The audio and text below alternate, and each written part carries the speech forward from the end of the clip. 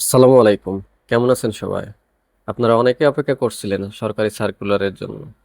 তো আজকে কথা বলবো সমাজসেবা অধিদপ্তরে একটা সার্কুলার হয়েছে। এটা অনেক বড় সার্কুলার। অষ্টম শ্রেণী থেকে মাস্টার্স পর্যন্ত আপনারা সকলেই আবেদন করতে পারবেন। প্রথমেই প্রধান সহকারী, এখানে নিবে 18 জন। এখানে লাগবে হচ্ছে অনার্স পাস। তারপরে আছে কম্পিউটার অপারেটর, এখানে নিবে 4 জন। এখানে বিজ্ঞান বিভাগ হতে অনার্স পাস লাগবে এটাও।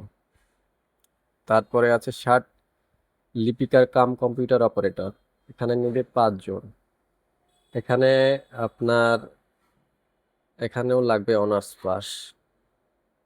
সহকারী শিক্ষক, এখানেও আপনার অনার্স পাস লাগবে।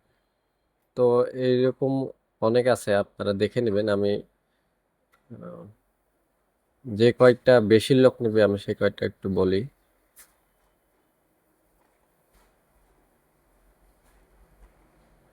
এই যে অফিস সহকারী কাম কম্পিউটার মুদ্রাক্ষরিক, এখানে নেবে 76 জন। এখানে আপনারা ইন্টার পাস থাকলে আবেদন করতে পারবেন। তারপরে আরেকটা আছে, এটাও অফিস সহকারী কাম কম্পিউটার মুদ্রাক্ষরিক, এটাতেও 76 জন নেবে।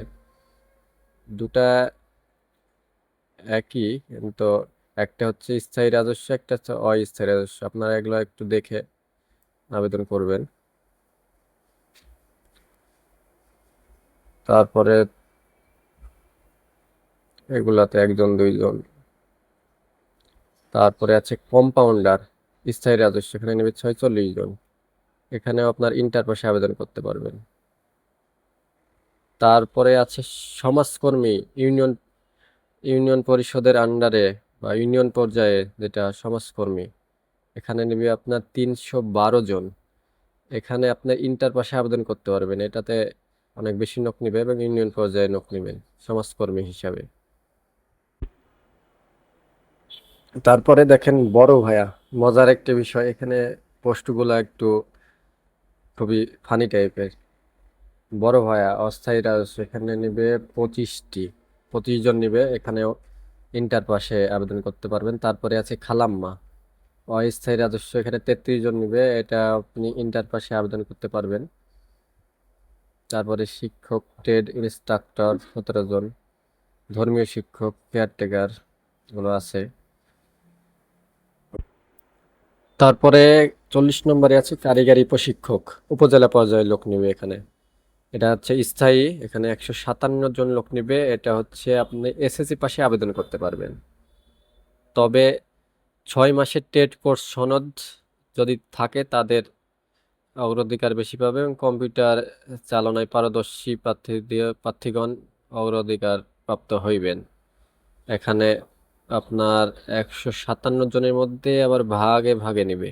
কম্পিউটারে নিবে হচ্ছে 31 জন, মোবাইল ও ডিভিডিতে নেবে 13 জন, সেলাই ও উল বুননে নেবে 31 জন, বাঁশ ও বেত নেবে 8 জন, বৈদ্যুতিক হাউস ওয়ারিংয়ে নেবে 13 জন, ওয়েল্ডিংয়ে নেবে 8টি, নার্সারিতে নেবে 8টি, মৎস্য ও পোল্ট্রিতে নেবে 16টি, মৌমাছি চাষে নেবে 8টি, বাটিক বুটিকে নেবে 15টি, আচার তৈরিতে নেবে 6টি।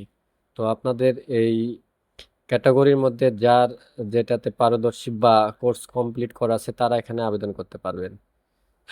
এটা অনেকটা ভালো সুযোগ। যারা বাঁশ ও বেতের কাজ পারেন, সেলাই ও উল বুনন পারেন, তাদের ক্ষেত্রে। আরো যেগুলো আছে ওগুলো আপনারা দেখে আবেদন করবেন।